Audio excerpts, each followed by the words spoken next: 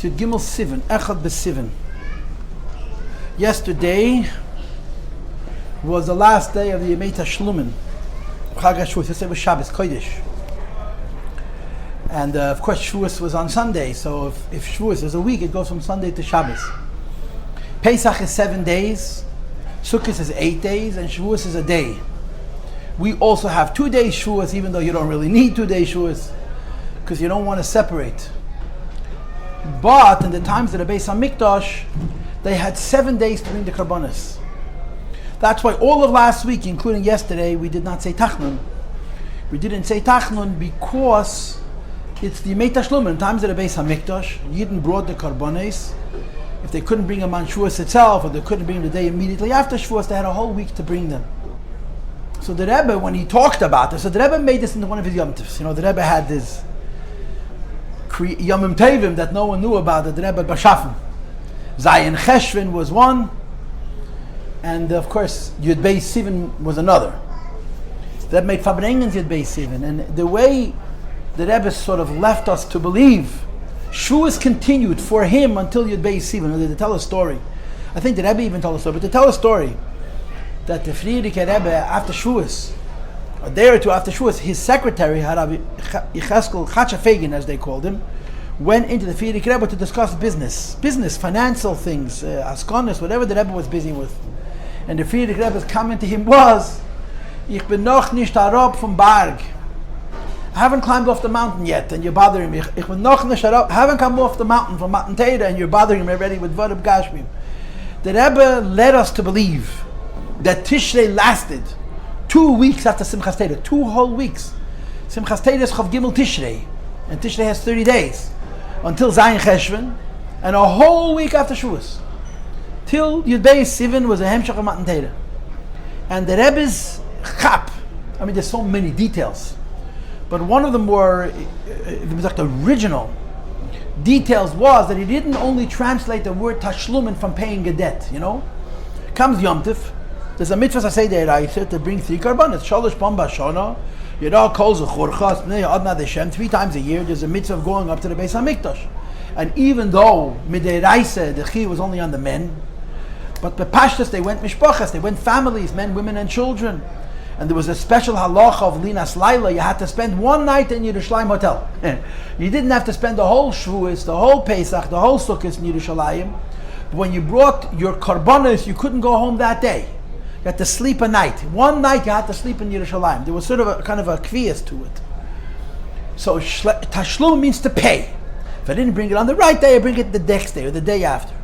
But the Rebbe added that tashlumin is meloshein shleimus. If I already brought the korban, but the korban was not brought b'shleimus, so spiritually speaking, I can be mashlim, not only complete, but make whole and perfect. And I like to add the word peaceful. The korban which I have brought. And the Rebbe talked about it in the light of Matan Torah. Right? The Eibusha gives us the Torah, and we receive the Torah each year on Shavuos. Spiritually speaking, this happens again. And like it says in Tanya, each year it happens in a higher madrege. So the Rebbe presented it in such a way that until Yud Beis Sivan, not we still have a chance to be makabel the Torah. The Torah that we received, it could receive more fully, more wholly, more completely, more healthily, more thoroughly. So that was yesterday, Vimizak. That was the end of Yemei Tashlum. And yesterday there was no shir, so I'm mentioning it this morning. And now begins the summer. And the Rebbe always on Shavuos spoke about a number of things. One of the things the Rebbe spoke about every Shavuos was Chitas, Chumash, Tilim, and Tanya. And of course we would add Anan Nena Basrei, the Inyan of Limud Rambam. Whether you learn 3 prakim a day, you learn 1 Perek a day. And if you cannot learn Rambam, you learn the Sefer HaMitzvahs. And the reason the Rebbe spoke about it on Shavuos was because Shavuos is connected to all 3 contributors to Chitas. Meisha Kibul Teira Misina, Meisha got Teira from the Eibishter on Shavuos, which is Teira, which is Chumash. And especially since there is an opinion in the Gemara that Moshe Rabbeinu was taken out of the river, the Nile, on Shavuos. But there's a machlokes if the year Moshe Rabbeinu was born was an Ibayar or not, had 2 others. According to the Shita that Moshe Rabbeinu's the year Moshe Rabbeinu was born at 2 others, he was born in the first Adar. So he was born Zayin Adar Rishon, you have the whole Adar Sheni, and the whole Nisan is already 2 months. And the Pasuk says, Vatispane, she hid him for about 3 months, Kishleishes Chadashim, approximately 3 months. So if he was born in Zion Adar Rishon, he was taken out of the river the Nile, Beizir, as they state, Beizir, which is the birthday of the Rebbe Marash. But according to that shita, that it was only one Adar, so 3 months from Zion Adar is Vav Sivan. And of course, it says in the Chumash, Vatikras Shmoi Moshe Kimen Amayim Ishisiyu. Moshe Rabbeinu, the Gemara says, had 7 names. The name that the Chumash uses exclusively is Moshe. Moshe got the name Moshe from who? From Bas Pareh, Basya Bas Pareh. She named him Moshe Kimen Amayim Ishisiyu because she drew him out of the water. And we know that getting a name is a shleimus. Moshe Rabbeinu didn't have a bris. Moshe Rabbeinu was Neilad Mol. He was born with a bris. You have to assume that his parents were from a Yidden and they went to ask Arav. I mean, Amram was the Gadol Adoir, and they knew you have to make a Tafas Dam bris, but they didn't name him Moshe. They named him Avigdor, whatever Tuvia, whatever the name, Mistame Tuvia. Kifterei Sekitev is Tuvia. But the name Moshe, which is the only name by which the Chumash knows him, was given to him on Zvov Sivan, when Basya Bas Pareh pulled him out of the river the Nile. And of course, when you give a person a name, you have the whole Chassidus on it, that when you give a person a name, even though that is their name be'etzem, right, the name of a person the Eibishter gives, because the name of the person has to do with the soul of the person, or with the relationship between the soul and the body, as it were.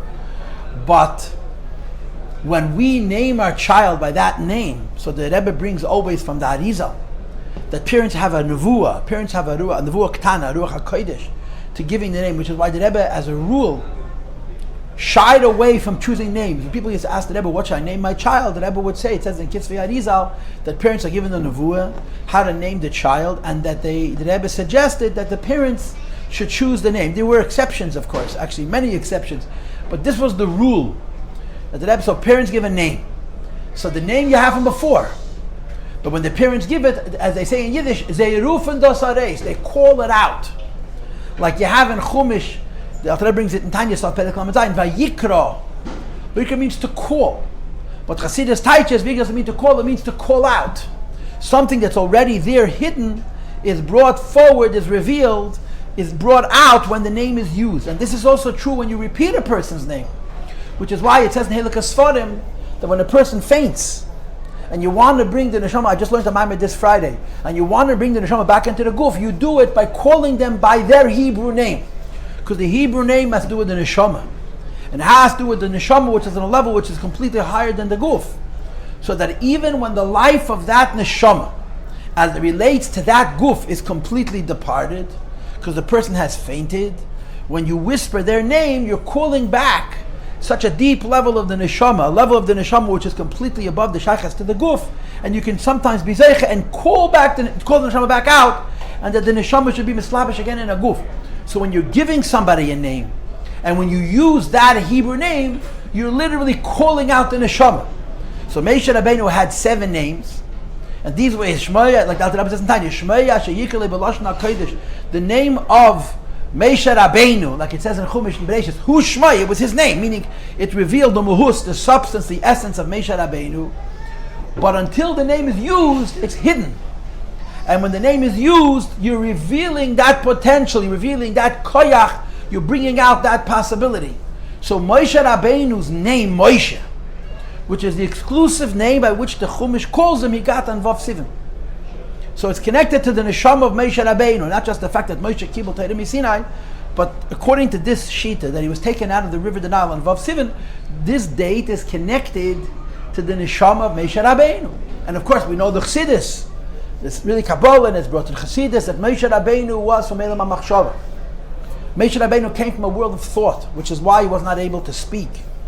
And it's a whole Pella, Misan Pella, all the Moshe Rabbeinu B'chlal was able to talk. And to be the Eibishter's mouthpiece. Hashem tells Moshe Rabbeinu, I'm going to give you the ability to talk. Halai anoichi havaya. That from the Madrega of anoichi, Moshe Rabbeinu gets the ability to speak. And this is represented by the name Moshe. Because Moshe means, min amayim mishisiyu, I drew him out of the water. So it's explained in Kabbalah and it's developed in Chassidus. Mayim means alma de iskasia. Water means ein safe, higher than Atzilus, Kesed. And that's why Moshe Rabbeinu's neshama was above words, from the Madrega of Machshava. And when Basya Bas Pareh said, Vatikra Shmoi Moshe, she brought this koyach out of Moshe Rabbeinu. And with this koyach, Moshe Rabbeinu got the Torah and he gave it to us. So Shavuos is connected to Moshe Rabbeinu in more than one way. So the Rebbe always spoke about Chumash. And Shavuos is the yard site of David HaMelech. So David HaMelech's name is Midas Yisrael. David compiled the Sefer Tehillim. The Tehillim is a contribution of 10 people. But most of the Sefer Tehillim is David HaMelech's own. And in addition, Moshe Rabbeinu was the Ma'asef. He was the Malaket. He collected the Tehillim. And he organized the Tehillim. The Tehillim is his. And on Shavuos, David HaMelech Batzeres Meis David. David HaMelech passed away on Shavuos. And the understanding is that he passed away on Zayin Sivan, the second day Shavuos. How do you have 2 days of Shavuos and time in the first place on Mikdash? There's more than one answer to that question. The simplest answer is that year, Nisan and Iyar both had 29 days. And Shavuos does not have a day in the month. Shavuos is 50 days after the second day of Pesach, or 50 days from the first day of Pesach. And so David, like it says in Kapitel Lamites, the first payday that we say on the 7th day of each month is Hadieni Ad Hashem Kitzi. David HaMelech tells Hashem, tell me when is my end. Hadieni Hashem Kitzi Amidas Yama, I want to know when I'm going to pass away. And the Eibush told Moshe Rabbeinu, Ein L'Megal Le'Adam, the Eibush told David HaMelech, Ein L'Megal Le'Adam Itav L'Gav, a person is not told his end. So David HaMelech asked at least Hashem should tell him which day of the week, and the Eibush told him that it was going to be on Shabbos, and David HaMelech passed away on a Shabbos, which was Shavuos. And then of course Yisrael Baal Shem Tov, who is the father of Chassidus, and the Teresh Shabbat of Chassidus is the Sefer Tanya Kadisha. And the Rebbe always would say that even though the Tanya was written in the Der Shlishi, but it's just like before the Eibishter gave the Torah to Yidden. Yidden already learned Torah. Adam learned Torah, Neach learned Torah, and the Avis not only learned the Torah, they did the mitzvahs, and the Shvatim learned Torah. Me'elam, le'paska, yeshiva, me'avisena b'mitzrayim. Yidden and Mitzrayim never stopped learning Torah, even though the Torah was given later. So al derech zeh, you have Torah Chassidus before the Torah Shabbat Chassidus is written by the Alter Rebbe. And the Baal Shem Tov also passed away on Shavuos. Baal Shem Tov's yard site is the first day of Shavuos. Not the second day of Shavuos, the first day of Shavuos.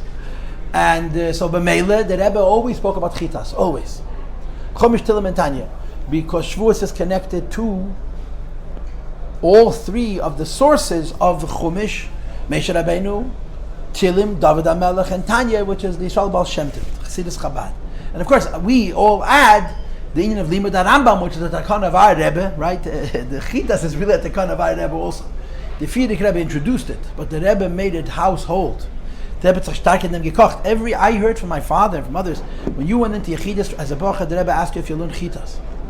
And if you didn't, the Rebbe would not give you any other Hira. And you went back in the next year, the Rebbe said, did you start learning Chitas? If you said yes, then he would give you other Hiras. If you didn't learn Chitas, okay, so now you start learning Chitas. Chitas was the first halacha by the Rebbe. When Bacharim, even Chassidische Bacharim, went into the Rebbe to Yechidus, the Rebbe asked him if there were Nizir in the Shleisha Shiurim of Chumash, Tehillim, and Tanya. So Shavuos, there was always a Sicha about Chitas. And of course, there was also, on Shavuos, always a Sicha about Chinuch. First of all, because the whole union of Shavuos is Chinuch, because of B'neinu Erevim Ba'adeinu, as the Rebbe used to say the Lashon, that when the Medrash says, when the Eibishter wanted to give Yidden the Torah, he asked for an order, a guarantor, and they promised him the world. The Tzadikim and the Nevi'im and the Aveis Ha'elam and the Talmidei Chachamim, and the Eibishter says, nope, until we set our children, B'neinu Erevim Ba'adeinu. And of course, anybody with any Seichel understands that when Yidden said, B'neinu Erevim Ba'adeinu, they were not just saying, we're giving you our children. We're committing to raise our children. In other words, in the B'neinu Erevim Ba'adeinu is included, Shira Males Esa'eni El HaHorim. I didn't teach the Rebbe's Kapitel here. We only have classes on Sunday, but I taught it online. And I taught it in Shul, in Empire Shtibel. And one of the Mishtatzim of the Shir is a big machanech, and he couldn't get over it. It says in Medrash Yalkut Shemene, Shira Males, Shir Lam Males, Esa'eni El HaHorim, El HaHoirim. I turn my head, my eyes, to the mountains, El Hahoidim, to my parents. And the end of the pasuk, Me'ayin Yavayezri, where the person says, I have no help, and I need the Eibishter, depends on what kind of parents you have, you understand? If the Hoidim are parents where they're supposed to be, then Me'ayin Yavayezri is not a question, it's a statement of fact. That when my parents give me ayin, So then when your parents give you a chinuch, but the chinuch is menasafa l'chutz, the chinuch is only on the Tanya level. So the child got a chinuch, but he walks away from the chinuch saying, I don't have enough. And the teretz is, Ezrim Yem Hashem. But if Shir Amalis es ein el hoirim, that parents are machanech their children the way parents can and must and should, and we committed to it at Har Sinai, we committed to it thousands of years ago. So then Me'ayin Yavi Ezi is not a question, it's a statement of fact. From the ayin, from the bintele, from the deepest point that our parents invested in of, Yavi Ezi comes to help, and Ezrim Yem Hashem is not an answer to a question, it's an interpretation of a statement. Vos made Me'ayin Yavi Ezi, Ezrim Yem Havai Eitz Shmayim Ba'aretz. And the meaning of the words Eitz Shmayim Ba'aretz is a Mekendurk in the Welt. You understand that our connection to Hashem is not only in Atzilus, but it's in Shamayim Ba'aretz. In this world, we could serve the Eibishter. So that's the title of the Rebbe's capital of this year. Yaakov Shemeni, Ez Shir Lamales Eseini El Hahorim El Hahoirim. So the Elterim, which is Dinyan HaChinuch. So Shavuos, when we said to the Eibishter, us parents and now grandparents and great-grandparents said to the Eibishter, this means that we committed ourselves to be madech and to be machanech ois hodev in unsere Kinder, as er sein Yidden, und ehrliche Yidden, und chassidische Yidden, and befeidish yeshnei amecht. We don't raise our children to be like everybody else. We raise them absolutely to be different. And somehow we figure out, we find the strength not to raise them different and embarrassed, but to raise them different and proud, to raise them different. And Yisrael, azan sheba umes, Yidden have the necessary, correct, proper chutzpah, not to let the world dictate to them how they're supposed to look and how they're supposed to act and how they're supposed to think and how they're supposed to feel and what's supposed to make them feel good about themselves and so on. So the Rebbe always spoke about chinuch HaShavuos every year. But of course then there's the additional component of the fact that we're approaching the summer, and the Rebbe was beside himself. The Rebbe was so disturbed by the 10 and 11 week break. The Rebbe couldn't make sense out of it. The Rebbe could never come to terms with it. The Rebbe adopted it by introducing the idea of Gan Yisrael, like the Rebbe said, in Droisne that's a camp, in Evenike that's a yeshiva, outside it's a camp, and inside it's Temche Tmimim. But the Rebbe was deeply disturbed by the fact that children didn't learn Torah a whole summer. And it's only in America. I mean, this is only in America. Most other Western countries, maybe Canada also, they have a 3-week break in the summer. The truth of the matter is, if you'll add up, I think it's 270 days. A school year is 270 days. Tisha Yachei Leida, 207 days is the time of a pregnancy. I think officially a school year is something like that, 270 days. It's not that in other countries they learn more days, but they break up the breaks. So if you have 3 weeks in the winter, and 3 weeks in the summer, and 3 weeks at a different time, it's not like the children get less time off, but the children are never put in a position of complete prikasol, of completely throwing off a yoke. You must remember that in America, there's 300 million Americans. Let's say there's 30 million children. I think that's a pretty accurate number. Maybe I'm wrong. For 10 or 11 weeks, most of them have no schedule, no structure, and no supervision. The parents are both working, and in many cases full time. And parents cannot afford to, there are camps. But the camps are for Grace Hashirim. Remember, public school is free. You don't pay for chinuch in America. Not that public school is the best thing in the world, because chas v'sholem, Shem Elikim lo yitaskiru lo yisham al picha, you're not allowed to mention the Eibishter's name. And we all know how the Rebbe feels about this fact that we're raising children Nachman al-Aslan on the Eibishter. Not the Eibishter. The Rebbe spoke when he spoke about the moment of silence. The Rebbe said if you'll do a statistical study, you will see as a matter of fact that the rate of violent crime in America has gone up since they took the Eibishter out of the public schools. That's what the Rebbe said publicly at a Fabrengi. So it's not that the Rebbe loves the public. At least they're in school, there's somebody watching them. And when you have children and you leave them frei, they get into trouble, not even wanting to get into trouble. Or they throw off every yoke. They throw off every responsibility. And they even throw off the basic inutius, basic human self-respect, the idea that we are created b'tzelem Elokim, in the image of HaKadosh Baruch Hu. And push it for self-respect, for no reason other than self-respect. There's a certain tsoim, there's a certain fence, there's a certain containment in how the human being behaves. And when you give children all this time off with no structure, no supervision, What do you want from the children? And the Rebbe would lament this till his kishkish came out.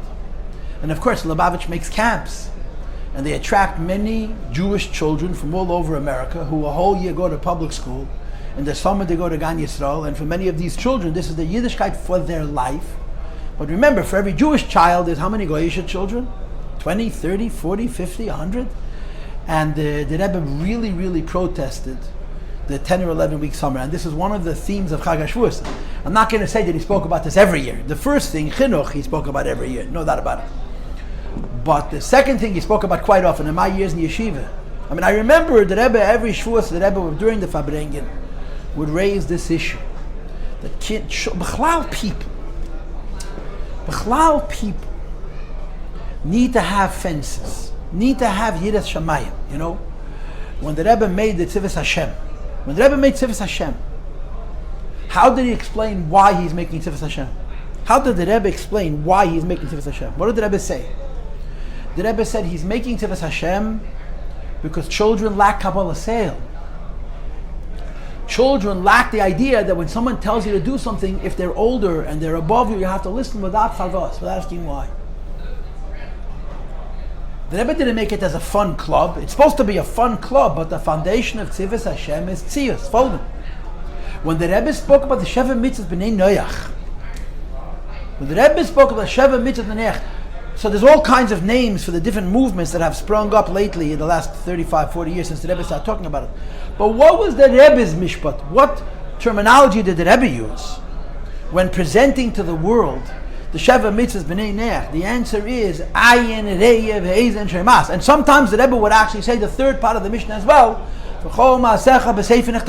Every sikh and Sheva Mitzvahs. And I grew up listening to these sikhs. This is my golden ayodim. This is my yeshiva years.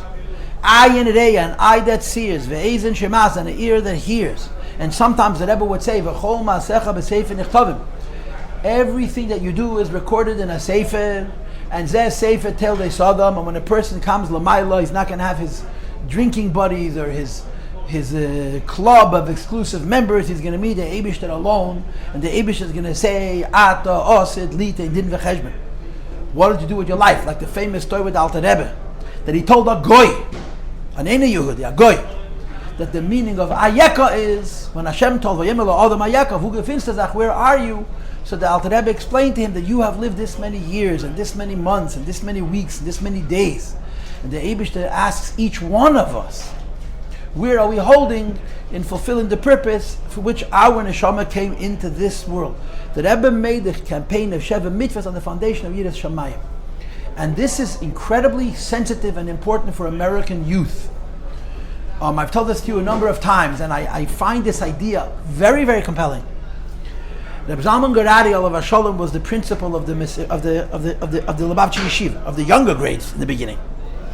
Reb Zalman Garadi was a big chassid and a big lamdan, but he was a man of gvura. He was a very tough person. He wasn't a tender soul. He was a very strong. I'm not saying he was a bad person, but he was a very tough man. And he was the principal of the younger grades.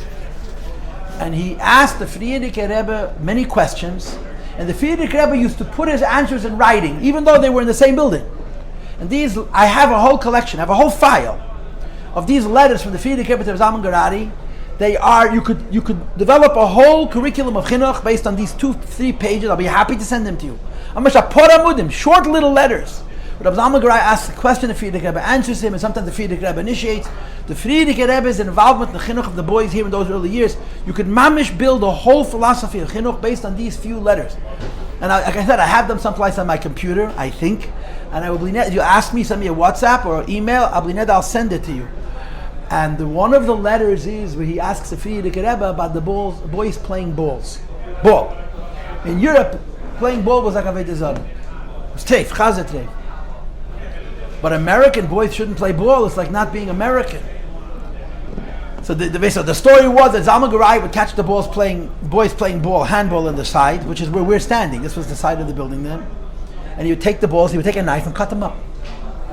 The Rebbetzin Chamadina went to the store and she bought a collection of balls.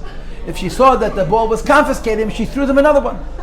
And Zalman Garadi would come back and say, who's the millionaire who has all of these balls? He would confiscate the second ball. And she threw him this way, gave the one on. It's a true story. A lot of people told this to me. So he asked the Frierdiker Rebbe about the boys playing ball. The Frierdiker Rebbe said, you must let them play. It's America. The kids have to play.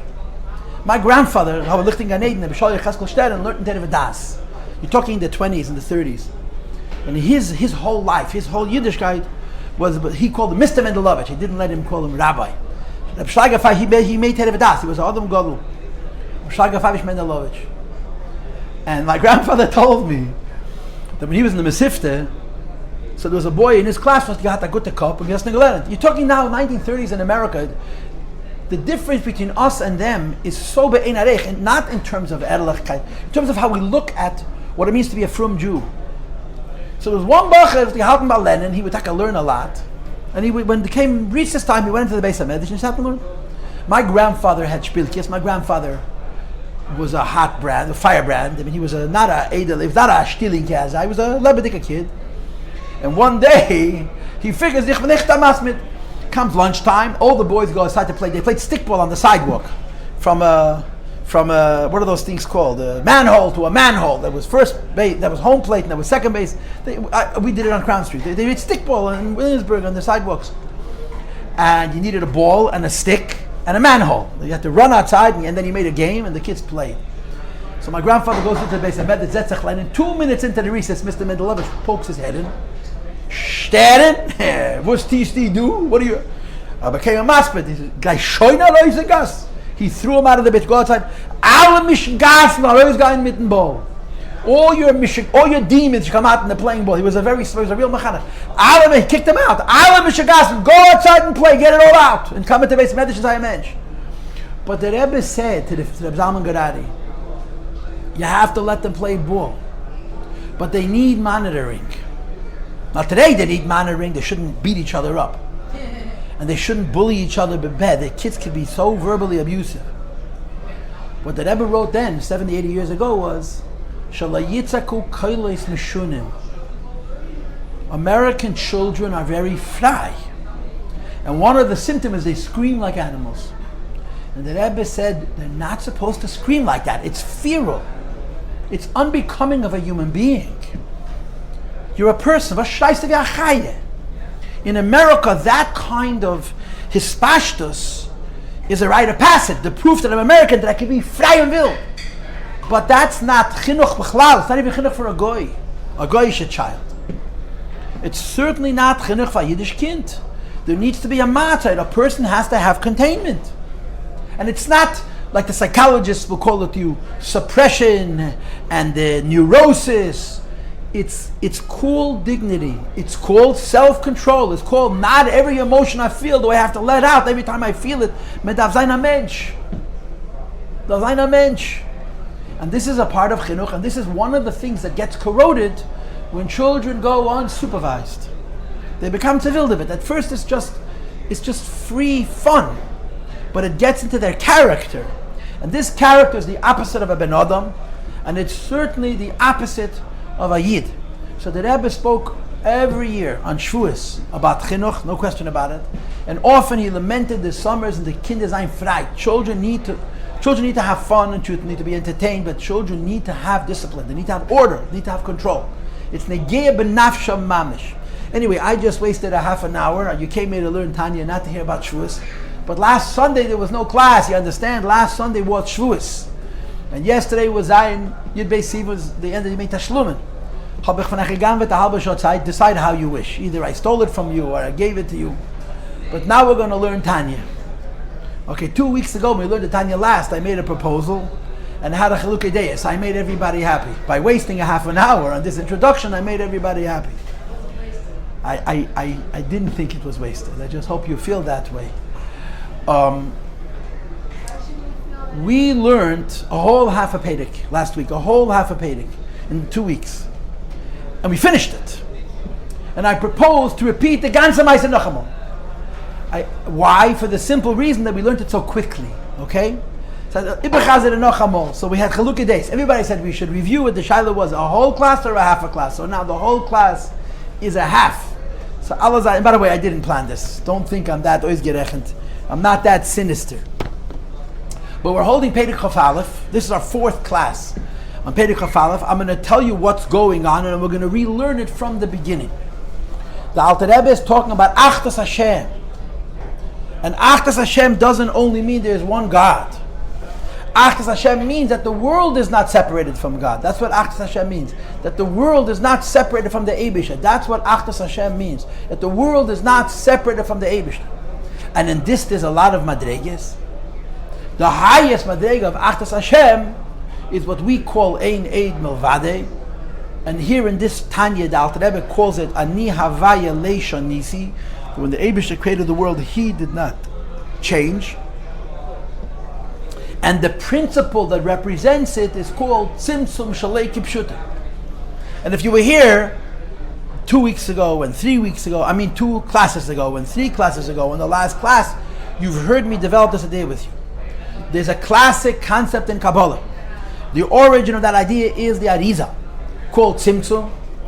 But there's a very, very important requisite that you have to appreciate, because without it you can't understand Tzimtzum.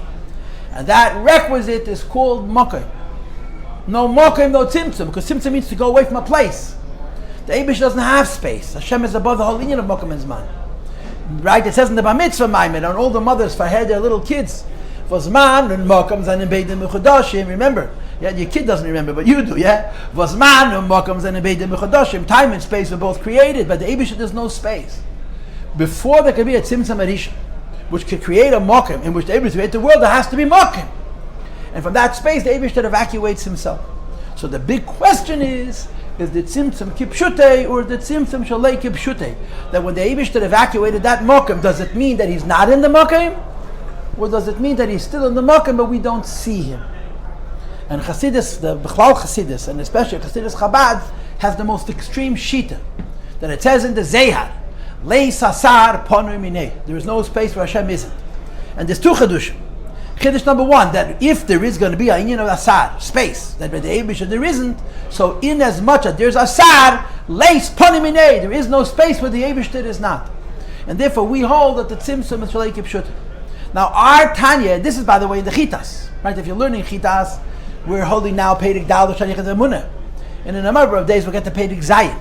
And Peirik Zayin, the Alter Rebbe introduces us to this whole machlekes about Tzimtzum Kipshutei and Tzimtzum Shalei Kipshutei. Here in Tanya, the Alter Rebbe doesn't call it Tzimtzum Kipshutei, he calls it Dibur Kipshutei. The Eibishter created the world through words. And we understand the metaphor of speech, because when one speaks, he radiates the words from inside himself to outside himself. So the question is, before Hashem spoke, the world was one with him. After Hashem spoke, he radiated the words from inside of him to outside of him. Does that mean that where the world that Hashem spoke is, the Eibishter is not? And the answer is Dibur Shalei Kipshutei. Just like it's Tzimtzum Shalei Kipshutei, it's Dibur Shalei Kipshutei. The spoken words of creation, in quotes, didn't really occur. The world continues to be one with the Eibishter. This is what we learned. And now we're going to relearn it. I'm just learning it over Chagata Mashpia.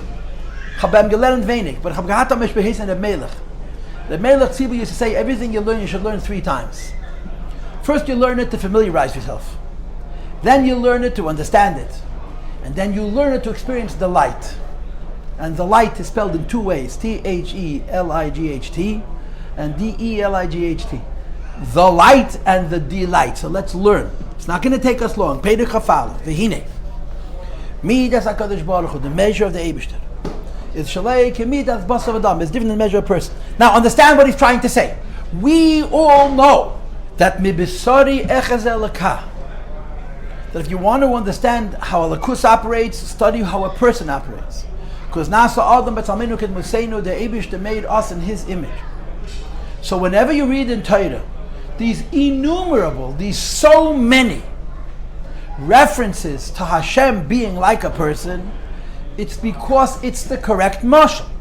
The Eibishter created a supernal man, Adam ha'elyon, and in that image he created the Adam ha'tachton, and therefore when we describe Hashem as being a person, because he does things in a way which reflects us. So when you say Midas HaKadosh Baruch Hu, Shalei Kemidas Basav Adam, you mean even though Nasa Adam Batzavenu Ked Moseinu, even though Mipsari Echzel Laka, that when you discuss Alakus, you discuss him anthropomorphically, because Alakus so to speak, created first for an image for itself. And then in that image he created us. So by understanding us, so when you understand human speech, you can begin to understand divine speech. And just like when a person speaks, the words he says separate from him. When the Eibishter created the world, the words that he spoke in creation separate from him. Nevertheless, even though we compare the Eibishter to us, we say the comparison is not perfect. It's not complete. It's true that we describe Hashem's creation as speech because it's similar to our speech. But it's only similar, and only similar in certain respects, and in some respects it's different. How is it different? When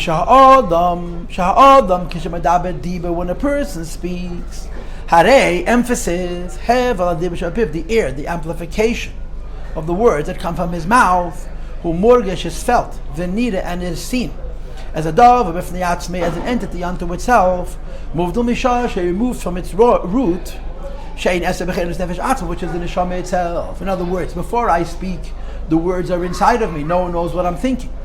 Once I speak, the words have radiated from inside of me to outside of me, and in a space where I am not. Those words fill the world, and other people can hear them and see them. But by Hashem, even though we describe the phenomenon of creation as an inyan of dibur, says the Rebbe, ein dibur, Hashem's speech, even after he speaks, is not moved, though imenu yizbarach chas v'shalom, separate from him, God forbid. We call it speech, and we call it speech to compare it to our speech. And we call it speech to compare it to our speech because when a person talks, the words he says are separate from him. But we say by the Eibishter, there's taka dibur, he speaks to create the world, but the dibur is shalei kipshutei. The words never separate from him b'yemes. Ki ein davar chutz mimenu. There's nothing outside of him. V'lei sasar ponim inei. There is no space which is vacant from him. V'lachein, and therefore ein diburi yizbarach. The speech of Hashem is not the same. Ki dibureinu chas v'shalom is our speech. Even though it says in Maimonides Chasidus that just like Hashem's speech creates by a king, b'dvar melech shilton, his words create. Still there's a difference. And the difference is because when a king speaks, the words are now separate from him. And when the Eibishter speaks, the world which created from that speech that looks separate from him is not really separate from him. And he continues in the bracket, just as his thought is different than ours. Now, when it comes to thought, what's the difference? Exactly the opposite. Hashem's thought creates. Hashem's thought, it's a zayah. With one thought Hashem creates. Our thought can create nothing. The Eibishter's thought creates. So we understand the difference between his thought and our thought. K'dektiv, as the Pasuk says, our thought is different than the Eibishter's thought. So the Rebbe says, Ksiv Kain, it also says, my ways are different than your ways, and this goes on speech. That even though the human speech can create by a king, just like the divine speech creates, they're still different. How are they different? Because when we speak, the words are truly separated from where we are. And when the Eibishter speaks, the dibur is shalei kipshute, the words that he spoke to create are not truly separated from him. And I'm reading continuing. The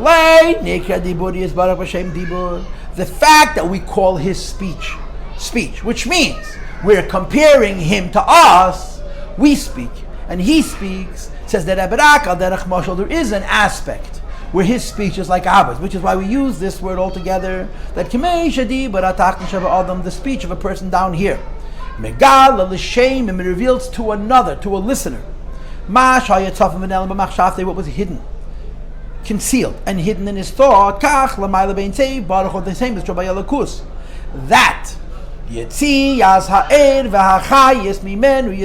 emergence of the light which is Sevav Kalam, and the life which is Mamala Kalam, from him, Mehel of it being included within him and therefore hidden. El Hagile, to a revealed state which is, so to speak, outside of him. Livre Elam is to create the worlds. And give them life. So Nikri B'Shem Dib is called speech because he's making something that, at least in its own perception, is separated from him. We were created from him in such a way that the center of our being is not him. The center of our being is ourself, because he pushed us out of him. And the Rebbe continues and he says, which is the 10 utterances of the creation. And he continues and he says, this is not only true about the words that Hashem spoke to create the world, but it's further true. Sha'ar kol hateira nevi'im uksuvim, the whole Tanakh, all the prophecies that Hashem communicates to man and woman. She'isi Yuan Nevi Manavas, which was reached by the prophet, the vision of prophecy, is also called speech. Why is it called speech? Because it's exiting from being in a hidden state vis-a-vis the Eibishter himself to be in what we're calling a revealed state that the other, meaning the person, knows it. So it's compared to speech in the sense that it's reaching us. It's compared to speech in the sense that as far as we're concerned, we truly feel ourselves as separate from Him, but it's not the truth. V'harei emphasis. When you're talking about Hashem's speech and Hashem's thought that we just said, on the one hand, our thought and our speech is the mashal to explain His thought and His speech, but on the other hand, it's not the same. Because Hashem's spoken words and Hashem's thought, so to speak, may remain one with Him, with the ultimate of oneness, even after He spoke them and even after He thought them. So when I speak, I have two choices, right? To speak and not to speak. Before I speak, you don't know what I'm thinking. After I speak, I can't take my words back. Finished. They're out there. They're separated from me. I no longer have control. Find a pasuk in Sefer Pashas Ha'azinu. Machatzti v'ani erpa. There's a lot of touches with machatzti. And one of the machatzti means I send an arrow. A person holds an arrow on a bow and he pulls it back and he closes one eye and he takes aim. As long as he's holding the arrow, he can make the decision not to shoot. But once he lets go the arrow fly, that's it. Now the arrow is going to hit its mark and he has zero control. By the Eibishter Machatzti, he shoots the arrow, Vani Erpa. And if he wishes, he can draw the arrow back, right? He's not like us. So by our speech, the speech is separate from us. Hashem's speech, the speech is separate from us only in our perception. But if we would know what the Eibishter knows, we would know that the words are still one with Him. Miyuchades, He may remain one with Him, betachas hayichad derech mashal, but the ultimate of unity. Derech mashal, for example. What's the example to explain how His speech is different than ours? The words that we say before we say them. The words that Hashem is destined to, that a person is destined to speak, and the thoughts that a person is destined to think, when they're still in his mind, intellect, or in his heart, before he decided to think it, and before he decided to speak it. Show us, but before I have thunk, and before I have spoken, these letters of thought, and these letters of speech, that the root is, they come from my brain. And they come before they come from my heart, my emotion. And before they come from my heart, they're in their root, in my brain. Top of page Chav Zayin now, Shehein, HaChochma, V'Seichel, Shebemeach, V'Chem, the Chukah Shebelev. Before I speak, I think. Before I think, I feel. Before I feel, I reason. In my seichel, the words that I'm later going to say and the thoughts that I'm later going to think are completely bottled. The Eibishter does two opposites. After He speaks, it's like us before we spoke. After He thinks, it's like us before we thought. Meaning, even though Hashem's speech is called speech because we created it, we exist, we feel separate from Him. But our separateness from Him is separateness shaloi kipshute. Dibur shaloi kipshute. Tzimtzum shaloi kipshute. Because ein mavade, or in the language of this Pedic, ani avaya leishanisi. Hashem is the only thing that is. When Hashem creates the world, the Pasuk says the only thing that is the Eibishter. So who are we? We're pieces of Him that are simply blinded to the truth of our own self-identity. And therefore we perceive ourselves as separate. And that's the pshat. Ein dibura kedibureinu, ein machshavteika machshavteinu. His speech is different than ours. His thought is different than ours, even though we compare the two. Because by Him, when He speaks and He makes something separate from Him, it's possible that He should make it separate from Him only from our perspective and not from His. We don't have that option. I can either speak or not speak, but I can't do both. The Eibusha does both. He speaks and he makes the world separate from him, but they're only separate legabe us and not legabe him. Let's just finish. Mamish derech mashal, same is true in the nimshal. I told you many times that in Tanya you never have the word nimshal. There's a mashal and there's a mashal. The mashal is the example, and the mashal is what the example is example 4. Miuchades diburei u'machshavtei shel HaKadosh Baruch Hu. There remains a oneness between Hashem's speech and Hashem's thought. B'tachas hayichud, the ultimate of oneness is b'mhusav etzmus Yisbarach Hu, the Eibishter himself. Gam achar, even after sheyotze diburi Yisbarach al ha'peil, that his words emerge into actualization. B'briyas ha'elamus, in creating the worlds. That k'mai shahaya, just as it was, that the speech of Hashem and the thought of Hashem was miyuchad imei kedim b'riyas ha'elamus, was one with him before creation. They continue to be one with him after creation. This is called Simtzum Shaleiki Pshute. This is called Dibish Leiki Pshute. This is called Ein Eid Mulvade. This is called Yichudei Allah. This is called Achdas Hashem Al Derech HaChasidus. Questions or comments? Okay, so we're going to break now, and we'll learn Yem Yem. Okay.